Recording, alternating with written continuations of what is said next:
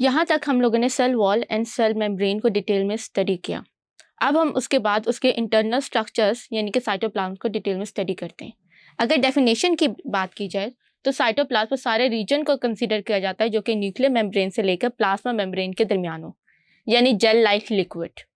अगर आपने साइटोप्लाज्म को विजुअली देखना हो तो आप एक अंडा तोड़ें और अंडा तोड़ने के बाद जो एग वाइट होगा वो आपको साइटोप्लाज्म की कंसिस्टेंसी और उसका स्ट्रक्चर जो है वो क्लियरली बता देगा। यहाँ तक तो साइटोप्लाज्म की डेफिनेशन आपको समझ आ गई। लेकिन अगर हम बैक्टीरियाज और यूकैरियोटिक सेल्स को देखें तो उन दोनों के दरमियान ये डिफरेंस होता है कि साइटोप्लाज्म यूकैरियोटिक सेल का उसके अंदर मेम्ब्रेन बाउंडेड ऑर्गेनेलीज होती हैं, जबकि बैक्टीरियाज के पास कोई भी मेम्ब्रेन बाउंडेड ऑर्गेनेली नहीं होती। अगर आप इस डायग्राम को देखें तो this is representing the animal cell और इसके अंदर जो लाइट ब्लू और डार्क ब्लू कलर की जो रीजन है ये आपको साइटोप्लाज्म नजर आ रहा है। इसमें यहाँ पे आपको endoplasmic reticulum, mitochondria, vacuoles, centrioles, ये सारा स्ट्रक्चर जो है ये नजर आएगा। लेकिन जैसे ही हम बैक्टीरिया के पास जाएंगे तो बैक्टीरिया के पास आपको ना ही एंडोप्लाज्मिक रेटिकुलम, ना ही न्यूक्लियस, ना ही कोई मेम्ब्रेन बाउंडेड रीजन नजर आएगा। तो बैक्टीरिया का जो साइटोप्लाज्म होता है वो काफी सिंपलर होता है, जबकि एनिमल का साइटोप्लाज्म यानी कि यूकैरियोटिक सेल का साइटोप्लाज्म काफी कॉम्प्लेक्स और उसके अंदर मेम्ब्रेन बॉन्डेड ऑर्गेनेलिस होते हैं। अब हम बात करते हैं यूकैरियोटिक सेल के ही नेचर ऑफ साइटोप्लाज्म।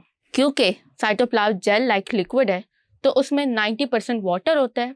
उसके अलावा उसके अंदर जो होता है मेम्ब्रेन बॉन्डेड ऑर्गेनेलिस होते हैं, आयंस होते हैं, मॉलिक्यूल्स होते हैं, फूड होती है और इवन वेस्ट मटीरियल होता है जो कि साइटोप्लाज्म के अंदर स्टोर होता है। हम साइटोप्लाज्म को जब स्टेन करते हैं तो हमारे पास दो डिस्टिंक्ट रीजन नजर आते हैं। जो आउटर मोस्ट होता है वो थिक एंड विस्कस होता है, तो इसको हम साइटोजेल कहते हैं, जबकि जो इनर रीजन होता है वो लेस विस्कस होता है और इसको हम साइटोसोल कहते हैं।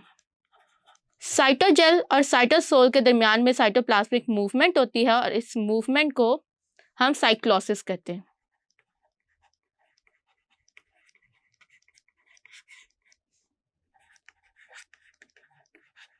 फिर मैंने आपको बताया कि साइटोप्लाज्म के अंदर दो डिस्टिंक्ट रीजन होते हैं। ये डिस्टिंक्ट रीजन कब बनते हैं? जब हम साइटोप्लाज्म को स्टेन करते हैं तो हमारे पास दो रीजन्स आते हैं।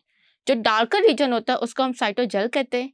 इसका एक ही काम है कि वो स्टोरेज ऑफ कंपाउंड और सेलुलर एक्टिविटीज परफॉर्म करते हैं।